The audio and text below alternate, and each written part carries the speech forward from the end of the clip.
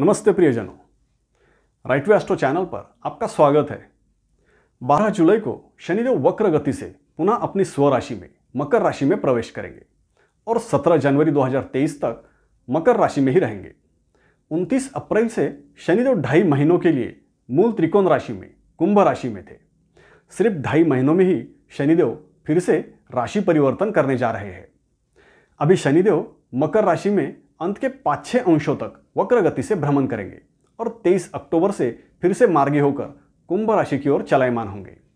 अगर आपको शनिदेव के इस गोचर काल को आसान शब्दों में समझना है तो इस तरह से समझ सकते हैं। कुछ रह गया था वो करने के लिए, कुछ अधूरा काम पूर्ण करने के लिए, या किसी काम में अगर कोई गड़बड़ी हुई होगी तो फिर से उसकी समीक्षा करने के लिए, उसे ठीक करने के लिए।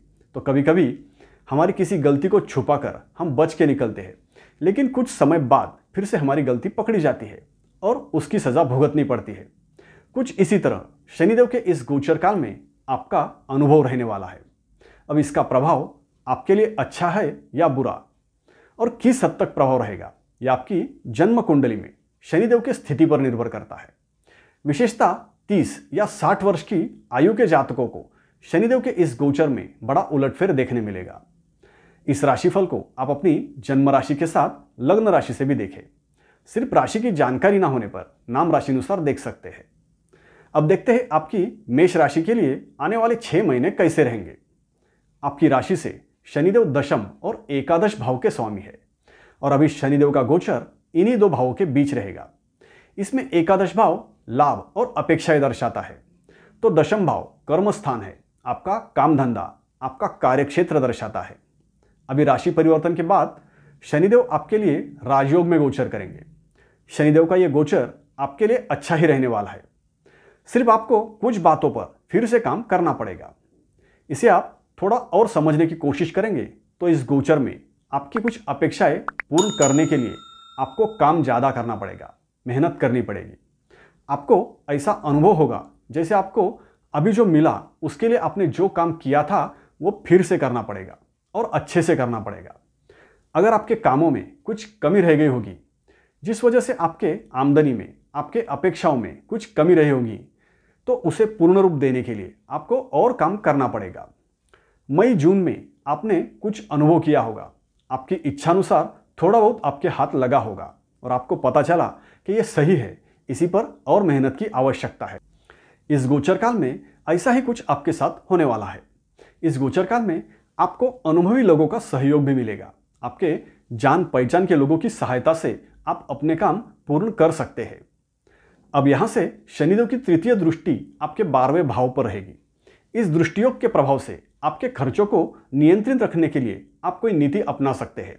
आपके खर्चे भले ही अच्छे कामों में हो रहे थे, लेकिन खर्चा करने के लिए पैसों की आवश्यकता होती है और उसके लिए काम करना पड़ेगा, मेहनत करनी पड़ेगी।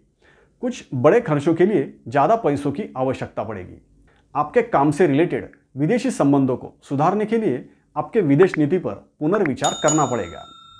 शनिदेव की सप्तम दृष्टि आपकी राशि से चतुर्थ भाव पर रहेगी। शनिदेव की यह दृष्टि शत्रु राशि पर रहेगी, इसलिए इस गोचर काल में जमीन जायदाद से संबंधित कोई अधूरा काम आपको पूर्ण करना पड़ेगा। इन 6 महीनों में आपको निरंतर परिश्रम करने पड़ेंगे। आपके घर का पुनर्निर्माण हो सकता है, घर की दुरुस्ती का काम हो सकता है, जिससे आपके सुख सुविधाओं में कमी रहेगी, अस्वस्थता रहेगी, आराम नहीं मिलेगा। लेकिन आगे चलकर ऐसी सुख सुविधाओं का आनंद लेने के लिए ही आप काम करोगे। इस कालखंड में आपकी माता आपसे नाराज रह सकती है या आपको माता के स्वास्थ्य की चिंता रहेगी। इस गोचर काल में माता की सेवा आप कर सकते हैं। शनिदेव की दशम दृष्टि आपकी राशि से सप्तम भाव पर रहेगी। यह दृष्टि शनिदेव उच्च राशि पर रखने वाले हैं, इसलिए आप पार्टनरशिप को मजबूत करने के लिए कोई नीति बना सकते हैं।